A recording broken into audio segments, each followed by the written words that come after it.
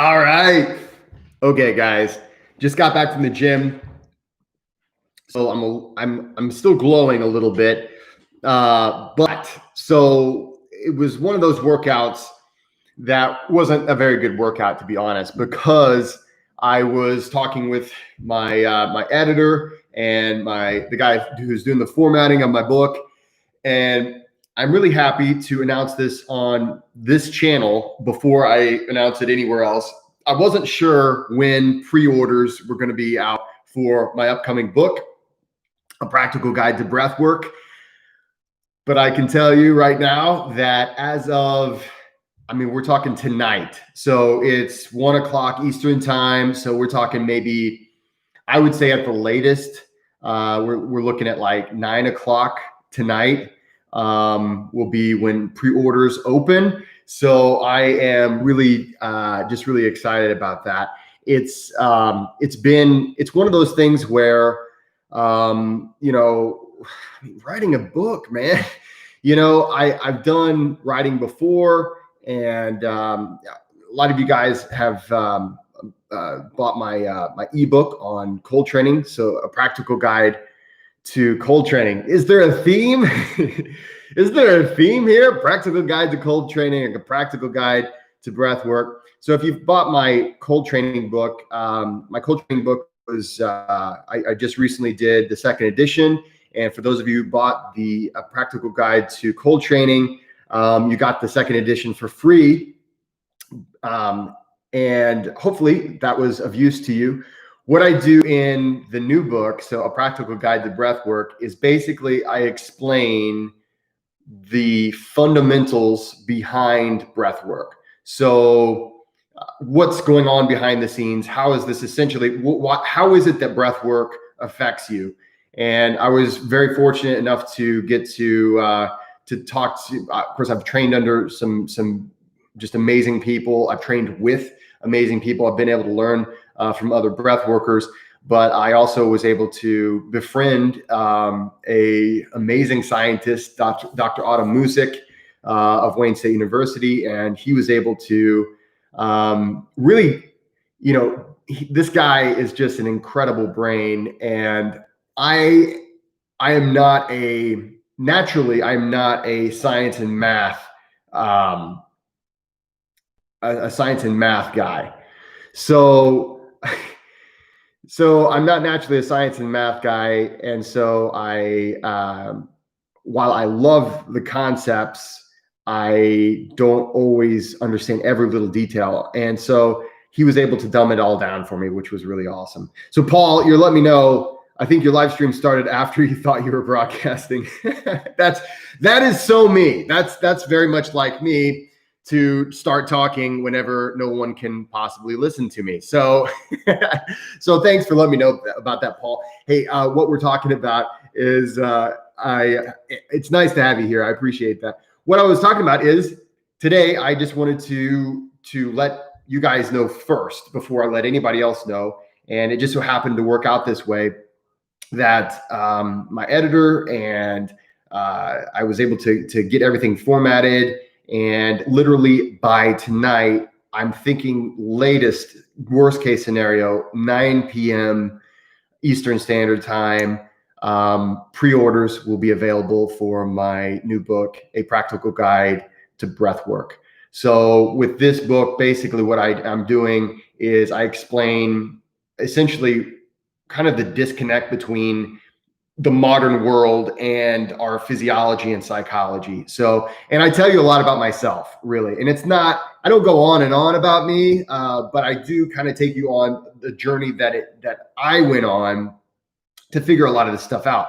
Because, and I don't have time to go over, I guess, my life story, or, there's parts of my life that I have been meaning to make videos on that I think might help people. One of the things that I discuss in my book that I will discuss more on this channel is I was a drug addict. I was an opioid addict for 10 years of my life. And, not just that, but I was addicted to being lazy and sugar and salt. And really, I had to really try to refigure out how to deal with life. And I think a lot of people have, maybe not, drug addiction, but I think, although that is something that is quite prevalent these days, I think a lot of people have, they can relate to feeling like there's a disconnect between it's one of those things that I call the modern human condition. It's something, it's kind of one of those things where it's hard to describe, but we kind of feel it. So I discussed that in great detail, in depth in the book. So the cool thing about the book, okay, so I'm going to talk about the book for a little bit, and then we're going to talk about 15,000 subs. So I'm really, really thankful for you guys being with me on this, and we're going to go, who knows how far this is going to go. So we're having a great time. It doesn't matter where we go with it. We're just having a great time with it. And then I'll get to some questions here in a little bit. I had a few questions, especially over the last video that I put up. So we're going to get to a lot of things today, but basically, when it comes to a practical guide to breath work, what it is it's kind of two books in one. So the first half describes this disconnection, and it goes over really in depth how breathing, how it affects our autonomic nervous system, how it affects our hormones, how it affects brain chemistry, the parts of the brain that are connected. But it's not like it's a science textbook. It's something that I think is accessible for anybody. So don't feel like, oh no, I'm going to go buy this science book and try to figure it out. I really try to make it applicable to anybody. And then the whole second half of the book is dedicated to, I do tons of breathing techniques. So I have detailed instructions on breathing techniques that you can use. Some of them are for energy. Some of them are for meditation, athletic performance, relaxation, sleep. And then I go over basically like the fundamentals of what makes these breathing techniques work. And then I even take you to the point where you can read and write breathwork notation. Basically, I'm telling you an enormous amount of stuff in this book. It's the book that I so wish that I would have had a little over 5 years ago when I started trying to figure all this stuff out, when I got into breath work in the first place.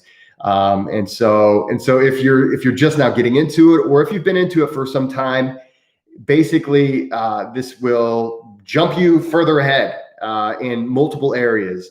And it's something that, I go over, I give you actually complete breathwork sessions that I use. Some of them that I use when I train athletes. Some of them that I use whenever for instance, I'll go to healthcare practitioners or people who are just looking for overall health. So what I do is I combine breathwork techniques to create a specific mood or feeling or state of well-being. In some cases, I want to, maybe I'm training an athlete, or maybe maybe there's a person that wants to become a healthier breather. Well, if in this book, basically, I go over what is a healthy breath, what should that look like, what are the benefits of breathing with a healthy breath wave, what are some common maladaptations that get in the way of people's breathing. And the thing is, what happens is, whether you like it or not, the way you breathe, all day long, all night long, the way you breathe in your life affects your health. No matter whether you like it or not, it's constantly, there's this thing going on where your breath is affected by your state. But we as human beings have this amazing capability that no other creature has to affect our state with our breath. And so basically I show you, and there's demonstrations, there's kind of like a portion in the book where you can test some of these things as you read it. Does this actually affect your autonomic nervous system? Is this something that actually is going to put you into a different state? And you should be able to feel these changes of state as you follow along in the book. So I'm just super excited about it, guys. Thanks for listening to me talk about it a little bit. I think you're really going to like it. It's a little over 200 pages long, so it's not a short book. And basically, this is it's like getting a paper version of me that you can put on your desk, or that you can take with you. You can take to the gym. You can take with you. So it's way cheaper than hiring me or a breath worker, because hey, it's going to be like, I think it's like $24.99 for the paperback, and I forget what the price. I think it's going to be like $20 for the somewhere around there for the ebook. So it's something that you've got, literally months and months worth of breath work in a compact book. So anyway, so that should be out tonight for pre-order, and the final release date is September 29th. I'm just super excited about it. I have not yet gotten my copy in the mail. So I have not yet gotten a physical copy that I can show you. So it's that fresh. It is that fresh on I don't even think it's fresh on the printer. So anyway, so I'm super excited about that. It's been a long time coming. I've been working on this book for quite some time, and it's gone through ups and downs. And if you've ever worked on a project that you really cared about, like I really want people to benefit from this. There's so many people, and guys, you guys are already into breath work, right? But there's so many people out there that have no idea that they could possibly improve their health with breathing. And so I want to get that out to them. And so, yeah, it's time to share that. But okay, so let's talk a little bit about some questions that I've been getting. One of the questions that I got, actually I got quite a few questions. Most of the comments and everything on my last video. So my last video last week, I didn't make a video this week. It's just been because I've been working with this the publishing of the book so much. But last week I made a video on, it was 3 big reasons why mouth breathing is bad for you. And I think most everybody understood that what I was talking about was the time spent as you're going through your day, right? So when you're sleeping, when you're driving in your car, when you're sitting at your desk, when you're talking to people, all those. But I did get some questions. It was like, well, hey, wait a minute. How does this apply to, like, for instance, Wim Hof method style breathing? Because with Wim Hof method style breathing, I mean, you've seen me, right? You've seen my videos where I'll be breathing through the mouth when I do it. You've seen Wim do it. You've seen a lot of, and you probably are using mouth breathing when you do Wim Hof method style breathing. So let's get down to business. Let's talk a little bit about the difference between using mouth breathing when it comes to Wim Hof method style breathing versus nasal breathing. Now, here's the big thing. The primary goal of the overbreathing, or the primary goal of what we would consider superventilation during the 30 to 40 breaths that you would take, the primary goal of that is to create a chemical imbalance. So to create with your blood gases. So you're going to create an imbalance of CO2 and O2. So you're reducing your CO2 by a whole bunch. Now, this is also known as hypocapnia. Now, in my video that I released last week, I was talking about hypocapnia and how if you are walking around with hypocapnia, if that is a symptom that you are experiencing on a daily basis throughout the day, it's a bad thing, because hypocapnia can, so real quick, you've experienced hypocapnia if you've practiced Wim Hof method style breathing, because whenever you are doing Wim Hof method style breathing, you get lightheaded. It's kind of difficult to sometimes, think complex thoughts. That is a downside of hypocapnia. It's not a bad thing whenever you're doing Wim Hof method style breathing or any kind of breath work that your goal is to get hypocapnia. If you're in control and you're doing it on purpose, it's not a bad thing because it's fleeting. As soon as you're done doing your breath work, it's over. But if that is your constant state, can you imagine going through life and you can't think complex thoughts as well, and you can't, you're having a hard time focusing, right? It's cool whenever you're doing Wim Hof method style breathing, and it's something that it's the shortcut to meditation, right? So it helps us silence that neocortex, that thinking, problem-solving part of our brain. It silences that. We get the limbic system is activated. So the feeling, emotional part. So we're doing really cool things, and it's awesome whenever we're doing it in small times of our life. But if you think about it, you're doing Wim Hof method style breathing, maybe what, 15 minutes, a half hour. If you're a real trooper, sometimes you might go longer. Sometimes I've done, hour-long sessions, but most of the time on a daily basis, I'm thinking maybe 15 minutes, 20 minutes, and I'm done. And I'm going to go move about and do the rest of my life, right? So if it's just something that short, it's not like you're really hurting yourself because you're doing it for a purpose. And part of that purpose is to lower that CO2, which is known, if you haven't watched my video, watch last week's video, I explain it. But basically when you lower that CO2, that's hypocapnia, a lowered state of CO2 in your blood. And so there are ramifications to that. When it comes to Wim Hof method style breathing, it allows us to hold our breath longer, right?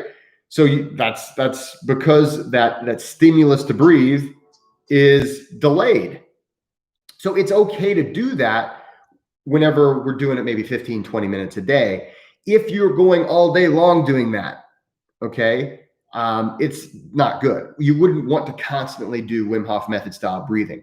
Actually, when I first started Wim Hof method, when I first started practicing, I didn't realize this. I was not aware of this. So a lot of times I would just kind of break out into deep breathing through the mouth just because I felt like, well, I'm oxygenating myself, and that's probably good.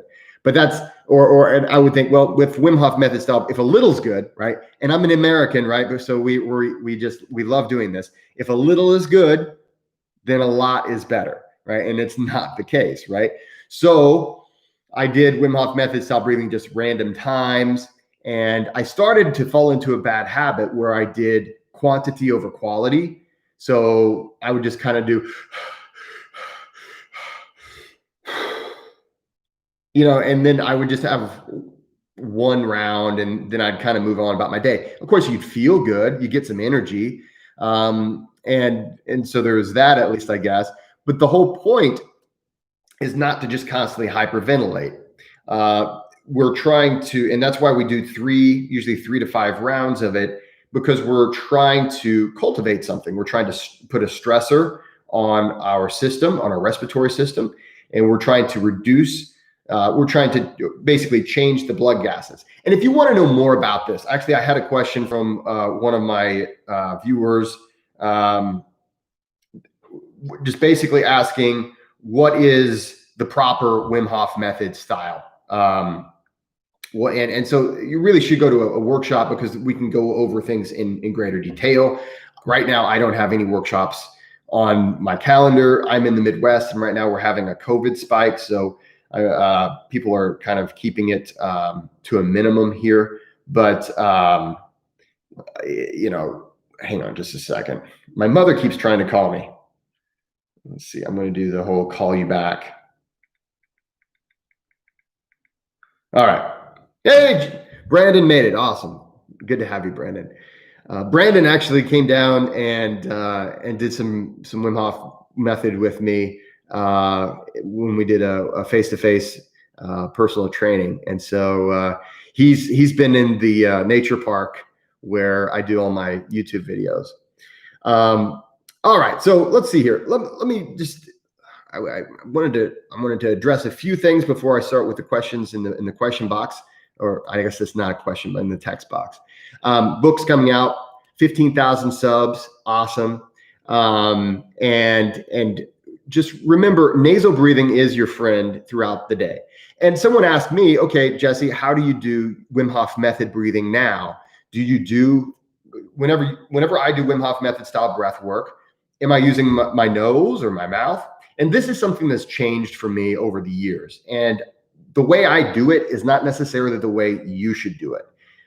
So I just want to make that clear real quick. But the way I do Wim Hof method style breathing, I do nasal inhales. I am so addicted to training my system to properly have the perfect, I'm trying to get the perfect breath wave, guys. I'm trying to constantly train my breathing mechanism so that all those muscles fire perfectly every time, that I want that added stimulus of the nasal inhale. So the nasal inhale puts a perfect amount of resistance on your diaphragm so that your diaphragm fires more effectively. Now, technically, you don't have to do that. You can do mouth breathing and it's possible to fire perfectly with your diaphragm. It's just more automatic with nasal breathing. So when I do Wim Hof method style breath work, so this morning, like my morning this morning, this is what I did. I started off, I woke up and I did 4 deep, slow breaths. Okay. So I do stuff before I start with my Wim Hof method. So I do 4 deep, slow breaths. And then I did Bastrika this morning. So I've got 2 versions of Bastrika that I have in the book. And I've learned, the funny thing is I've learned Bastrika from 2 very good teachers. And they both taught me different versions of Bastrika. Both of them I enjoy, and I feel like they're both very useful, and I use them with my athletes that I train. And I also recommend using Bastrika, for just about anybody. But anyway, I do a few rounds of Bastrika. This morning, I think I did 3 or 4 rounds of Bastrika. And this morning I did this version, but some other times I'll do the other version. I give you a full description in the book. So I did Bastrika. Now, the reason I do Bastrika to begin with is because I want my nose to clear. I really want to clear my nose up. And so from then, after that, I went into Wim Hof method style breath work, and I don't remember how many rounds I did, because what I do is I just keep going until it's time to wake up my son in the morning. So my breath, my life revolves around my family. So when I get up around 6 in the morning. My son needs to get up around 6:30. So I will typically, I would say approximately do 20 minutes of Wim Hof method style breath work before I get my son up in the morning and start the day. So that is how I do it. I like, and all my breathing is in through the nose, out through the mouth when I do Wim Hof method style, except later in the day. Like I said, I've been doing a lot of work on the back end of getting this book published, and it's been really stressful. So today, man, I was going to the gym. I was getting there late. And before I went there, I just had to kind of calm my mind because I just wasn't feeling it. So I went next to the river and I did 3 rounds of super ventilation, a different style that I like to do. And it was all mouth breathing because I was just trying to get as into it as fast as possible. So when you do your mouth, when you're inhaling through your mouth with Wim Hof method style breathing or any kind of super ventilation or any kind of breathing, okay? So if you're just a mouth breather, what you do, you rid yourself of carbon dioxide faster, okay? So it speeds up the whole process, which is why it's more intense, which is also why most people do Wim Hof method style breathing through the mouth, because you get there faster, it's more intense. However, if I were you, some people come to me and they're saying, I've kind of lost it. I don't feel like I've lost that touch, that special feeling just doesn't seem to be there anymore. I don't feel like I can go as deep as I used to go.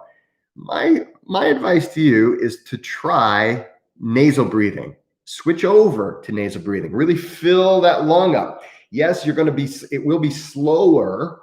You will be breathing slower, but it's likely you're going to get a deeper inhale. And it's not necessarily a bad thing to go slow when you're trying to get deep, because you got to remember that gas exchange is happening. It's happening in your lungs, and a nice big, slow, deep breath, you give yourself plenty of time for that gas exchange to take place. So it's not always the case that pumping air in and out real fast is the best thing. You just have to kind of feel it out. And that is something that we call interoception, the ability to feel that which is inside of your body. So sometimes we call it listening to your inner voice. But sometimes whenever we call it that, people think we're getting super spiritual, which sometimes we are. It's generally something that we can consider. Okay, everyone has the ability to sense themselves on the inside. That is one of they say we have 5 senses. We have more than that, right? One of those senses is interoception. We have proprioception. That's another one. That's your ability to know your position in 3D space is proprioception. But introception is the ability to observe changes and feelings on the inside. So that is the Breathworker's number one best tool is introception. So feeling it out. So that's what I do lately. I've been doing inhales through the nose, exhales through the mouth. I just want to activate my full breath wave. I'm trying to really work on improving my breath wave, but you don't have to do it that way. It really, like Wim says, it really does. Of course, he says it in a really dirty way, which, I don't know. I don't know if I want to do that on YouTube, but basically, he says it doesn't matter what hole it goes into. And it's true when it comes to Wim Hof method style breathing, specifically because of what we're trying to do. We're creating that gas imbalance with Wim Hof method style breath work. So having said that, let's take a look here. I've got a question here. So it's Dr. or DR 103. Are there psychological benefits to doing breath work every day versus skipping days? If you skip a few days, is the stress a bigger challenge? Okay, thank you for that question. It's hard to really quantify that. It's really hard to give you a specific answer as far as, decimal points and things like that. But I can give you in general. And it's not going to be really a satisfying answer because the reality is there is so much biodiversity within the human species that it's hard to really say. And it's also one of those things where if you skip days and if you don't skip days, no 2 days that you're going to live are ever going to be the same, right? We understand. And sometimes it feels like Groundhog Day, the movie, right? But the reality is every day is different with different stressors. And so yeah, it may feel like there's a big change because of that if you skip days, but in reality, it's really hard to say one way or the other. But I will say this, my personal recommendation. Is now when you're saying doing breath work every day versus skipping days, I don't know what kind of breath work, because I want everybody to understand, first of all, yes, Wim Hof method style breath work is, hey, if I have to choose one, right? If I only had to choose one style of breath work, it's my favorite, Wim Hof method style breath work. But there's literally more kinds of breath work out there than I can ever count. So for instance, if you're doing box breathing, or if you're doing 4-7-9 or big bottom or top triangle, or there's all these different styles of breath work. Typically it's going to depend on what you're shooting for. So if you're doing breath work where you are trying to improve your CO2 training, your CO2 tolerance, you don't want to skip a day. You want to go every day.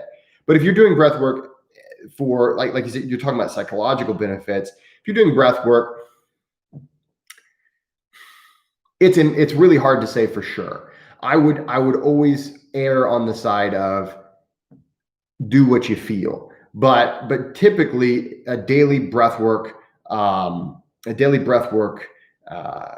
session is going to do you good. And the benefits of, like, for instance, Wim Hof method or like 4-7-9 breathing, or not 4-7-8 breathing. Those are both immediate and they compound. So there's some breath work set, like for instance, you're going to notice an immediate change. You should feel a change in state, but over time you start kind of living in that different state, as opposed to having to constantly come from your baseline. I hope that makes sense.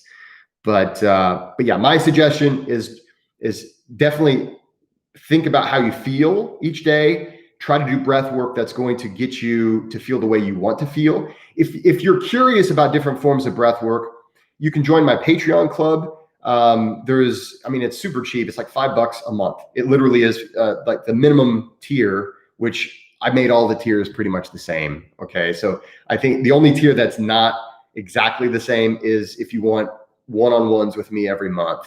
If you want a one-on-one, an hour with me every month, then yeah, that's the top tier. But all the other tiers, I just want breath work for everybody. And so if you're curious about different kinds of breath work, if you want to experience different kinds of sessions, take a look at my Patreon club. It's on my landing page. You can click on the Patreon thing. And there's a whole new world, whole giant world of breath work. So, all right, let's keep going. I just started Wim Hof a couple weeks ago. Awesome, Zach. Congratulations. Keep with it.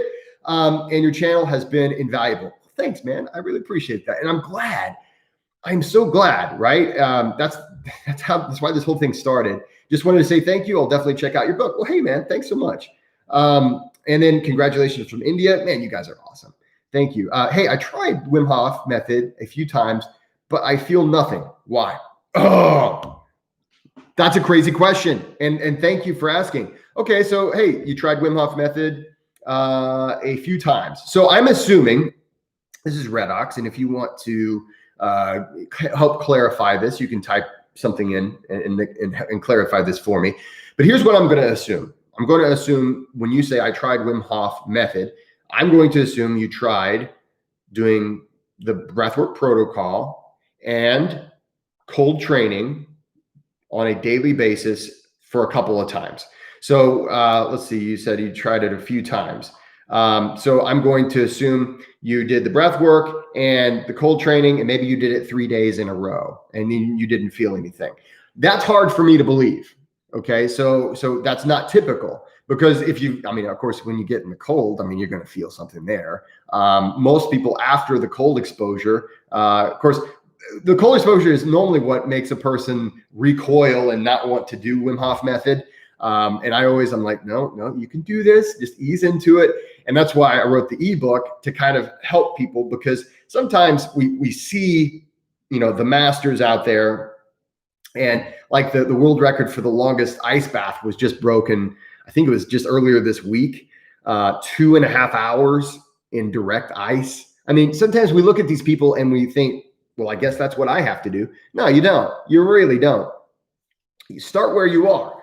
I remember whenever I first started, I thought that too. And I got into the cold shower, and it was whenever I was first learning how to do Wim Hof method.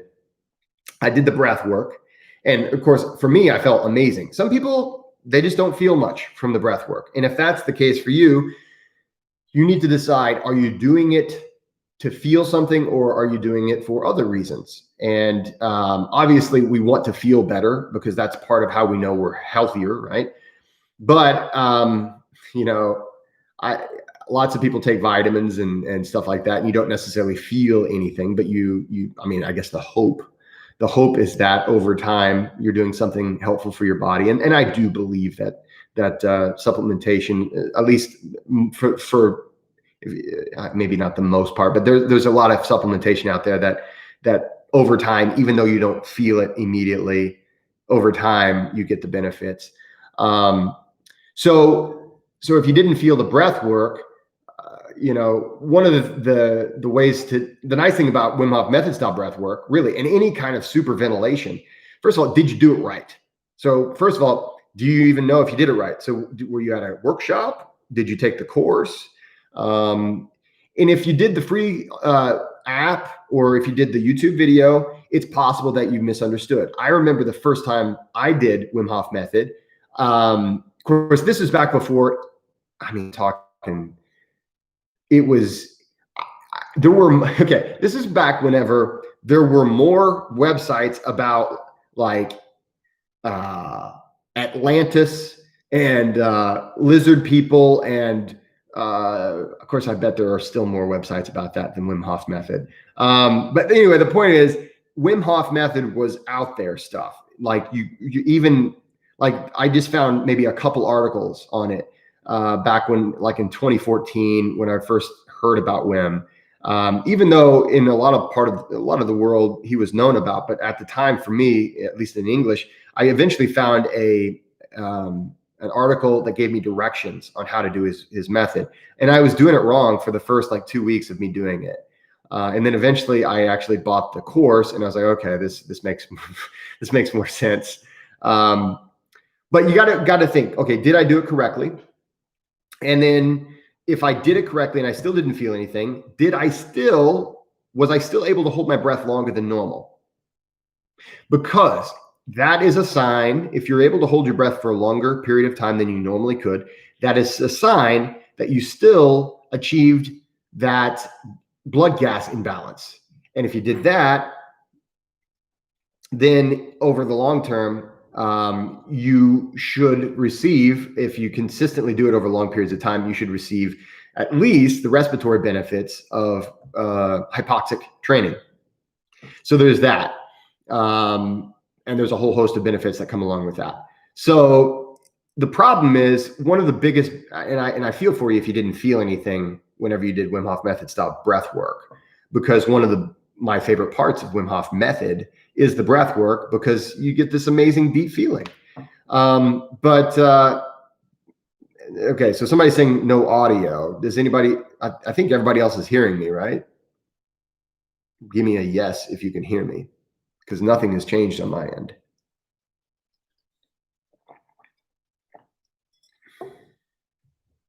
Okay, good. So basically, if you can't, thanks guys. If you haven't felt anything with Wim Hof method, then check to see, make sure you're doing it right. I would go to a workshop, and you know what? There are some, I've trained over 1,000 individuals in Wim Hof method since 2016. And I've done it in person, online, lots and lots of workshops, a lot of big groups, a lot of small groups. And occasionally I'll meet a person, they don't feel a thing.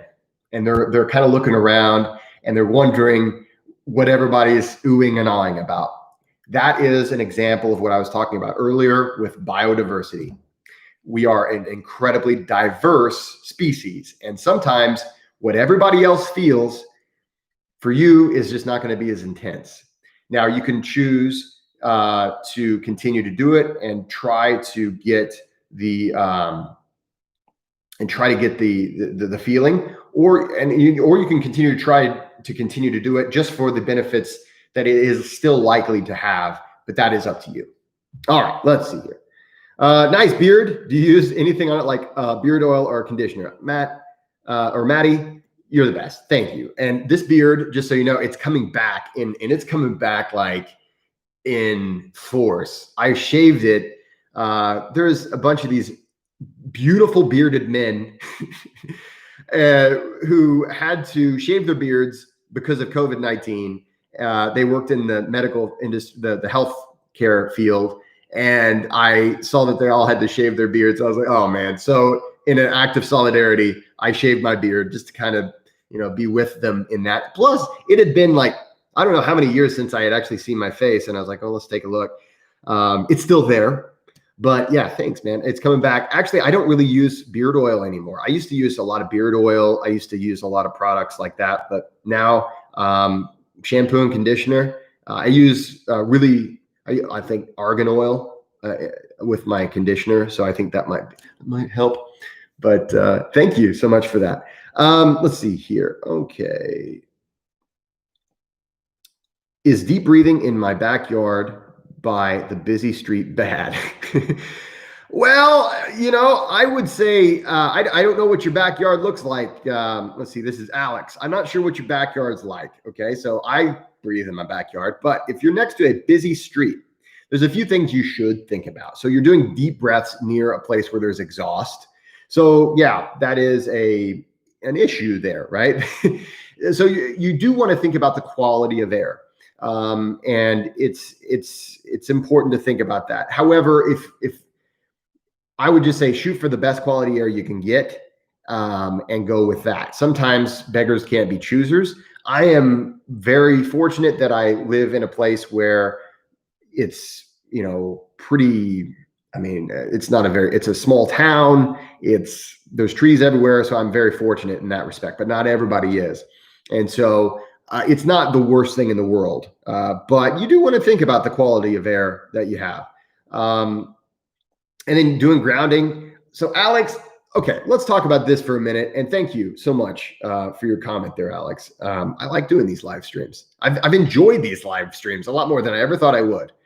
Let's talk about grounding just for a minute. One of those things about grounding, and I've been having requests to do a video on grounding for a long, long time. And I apologize, guys, because I just I haven't felt the urge to do a video on grounding. I've thought about it. I'm like, why haven't I done it? I have been doing grounding before I even knew grounding was a thing. My whole life, I have been a barefoot kid, and I've always loved going barefoot. Too much, really. I've really loved going barefoot too much for my own good. I really prefer it to everything. And I'm one of those weirdos that can walk on gravel. And it's not like I'm like jumping up and down on gravel, but I'm walking on gravel. I'm walking, so with my bare feet. I think that regardless of what science is out there right now, because there's some science that looks kind of cool. Some of it is, I don't know if it really means anything. I'm not sure if it means what we think it means.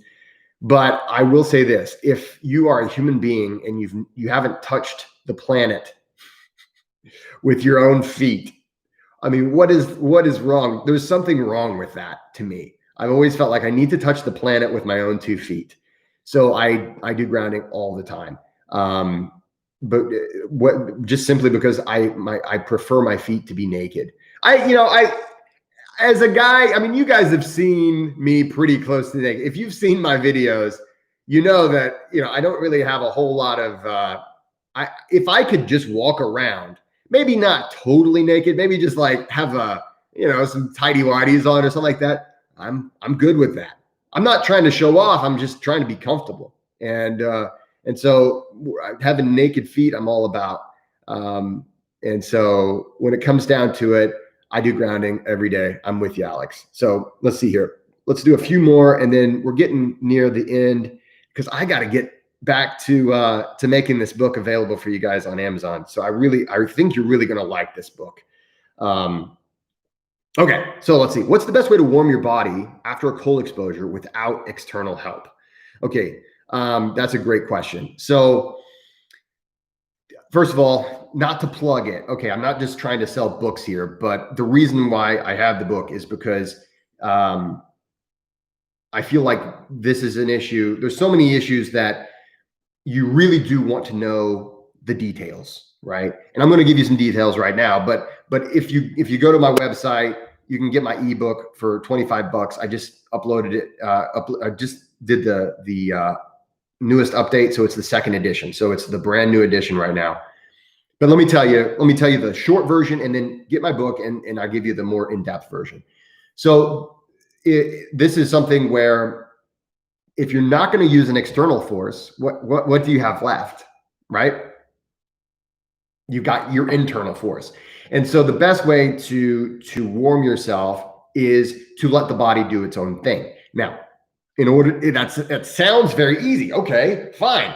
Body, go right ahead and warm me up. Well, talk to anybody who's experienced after drop or hypothermia. Fortunately, I've never experienced hardcore hypothermia. I've been really close. But there are times whenever the body, it needs a lot of help. But the vast majority of time, what you want to do is relax. And it's in a lot of these things, when it comes to ice bathing, so much of it is not intuitive. It flies in the face of everything we think about. I remember whenever I first started training with Wim, before I went out to Colorado, of course, my whole family, they were like, okay, Jesse, we love you, but man, you're crazy. My poor mother, she was like, think warm thoughts. And there's a lot of people that would subscribe to that. A lot of people would say, if you focus on inner heat, or you visualize inner heat, then that's a great way to warm yourself from the inside. And there are schools of meditation specifically dedicated to that. I'm in a different school. So the school that I'm in, I will advise you to focus on the cold and to just try to relax 100%. Don't think about anything other than just your breath and the cold, and try to relax. And in my ebook, I explain all the little details as far as why, and I give you some more details as far as what you can do. But in the reality is, if you're not going to use an external force, because external forces, an external heating force can be dangerous after you get out of the cold. And I've seen people shiver. I can, in January, actually, I was in Poland in January, and there was one class that we were kind of brutal to these people. And we were doing, we got into the river, it was freezing cold, and we were in there for a long time. I'm not going to tell you exactly how long, but it was a long time. And they wanted to be pushed, and so we pushed them. And so it was my group, and so I took my group up there to the lodge where we had a sauna, and they all got in the sauna. And so I had to stay with my group, and they all got in there, and it was so hot. And I don't ice bathe with my classes anymore, because I've learned over the years, I really want to be really conscious of my people. And so here I was sweating in the sauna, right? It was super hot, and they were all shivering. And because when you get into like a sauna after the cold, especially a good hard cold exposure, it can open up those blood vessels, and you actually can get after drop worse because you got into a heated place. So anyway, we're just relax, breathe, try to be peaceful. That's generally the best thing. All right, one more, and then I got to call it quits, guys, because I got a book to publish, and I'm super, super happy. And during the week of the 29th, so mark this on your calendars. During the week of September 29th, all throughout that week, I'm going to every single day have a live. We're going to do a live. We're going to do breath work. I'm going to have a lot of other. I know a lot of Wim Hof method instructors, and so we're going to get some of those guys on to do guided breath work the whole week. I'm going to guide you in some of the breathwork techniques that I cover in the book. I've got some interviews. We're just going to have a really awesome time on this channel on that week. That's going to be the launch of the book week. So set your calendars for that. Okay, let's see here.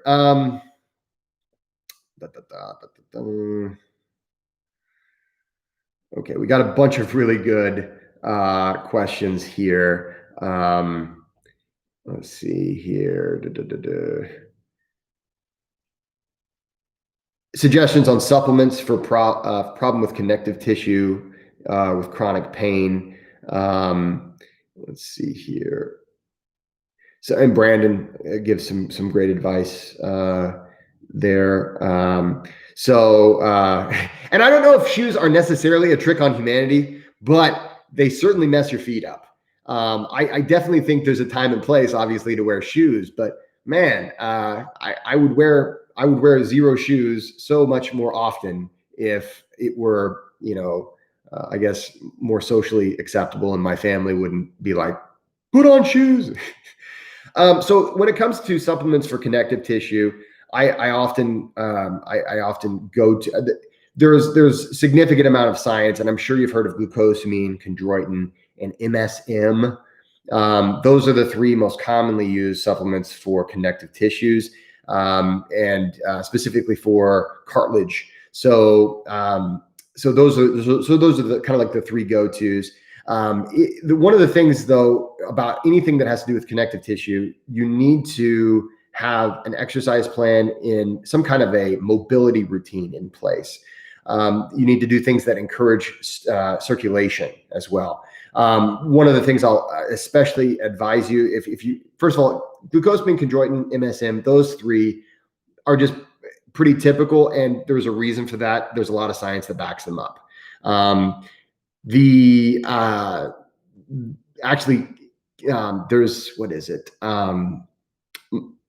Collagen. Collagen is a really good one as well. So collagen is something that, again, it just like all the other ones, it takes a long time. Anything with your connective tissue, man, it takes a long time. And I'm with you. I have two torn meniscuses. I think that's how you say plural of meniscus. Meniscuses, or is it menisci? I'm not sure. Uh, but anyway, I have two torn meniscuses. And it's one of those things where you can do things to keep the pain down, but then at the same time, you want to reduce habitual injury. So that's where mobility routines really do come in handy, and they're essential. So oftentimes it's an issue of muscle imbalance or some kind of an imbalance in your posture. Like it's a posture issue. So I think, yeah, there are supplements out there, glucosamine, chondroitin, MSM, what else? What did I just say? Collagen. Those are the ones I would get on. Fish oil and turmeric. Those are two that are great for pain if on a regular basis. But they're only gonna work if you change your movement patterns. So the movement patterns are going to be number one. Cold exposure, breath work, they're fantastic. But again, all of these things only work in the long run if you're moving differently. So the number one thing I would recommend if you have connective tissue issues is find either a mobility coach or a physical therapist. I work with a person who is both. She is a physical therapist who is also a mobility coach, and she and I work together, and she's been really good for my movement patterns, things like that. It's hard sometimes to notice on your own. And I don't care how many YouTube videos are out there about fixing this or that issue. It pays to go see a person who can see things you can't. She's caught things that I never would have caught. And whenever you don't know it's there, you can't work on it, and it's affecting everything else. So that is what I highly recommend. Yes, supplements are great, and I take them. Cold exposure, heat exposure. I'm starting to learn more about red light therapy and grounding, and there's all sorts of great biohacks. But when it comes to connective tissue, you have to go to the root of the problem. Okay, guys. I am so thankful. I really appreciate you guys spending time with me, and thanks so much for sharing the message of this channel. We've gotten to 15,000 subscribers. Many of you guys have been with me, I know, since I only had like maybe 100 or 200 subscribers. So here we are at 15,000. This is a beautiful, blooming community. And I love seeing a lot of these same names in the comments and in the text box whenever I do these.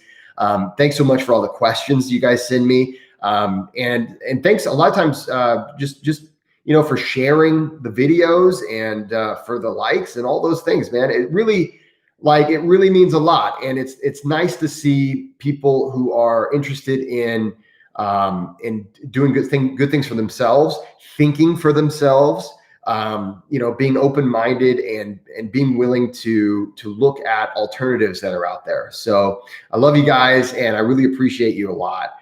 If there's any questions that I didn't get a chance to answer today, or if there's anything that you have anything you'd like me to comment on or anything like that, please feel free to send those things to me. Go to my website. It says contact us. I try to answer those as often as possible. And I try to answer them online if possible. And I'm doing so many of these lives. I'm having a lot of fun doing them. So feel free to hit me up. Guys, thanks so much for watching. Please like and subscribe if you haven't already done so. And you know what I'm about to say. Don't forget to go out there, and I mean it, and be kind to people, kind to one another. The world needs it more than ever, guys. All right. Have a great weekend, and look for my book for pre-order. It should be out tonight. Bye-bye.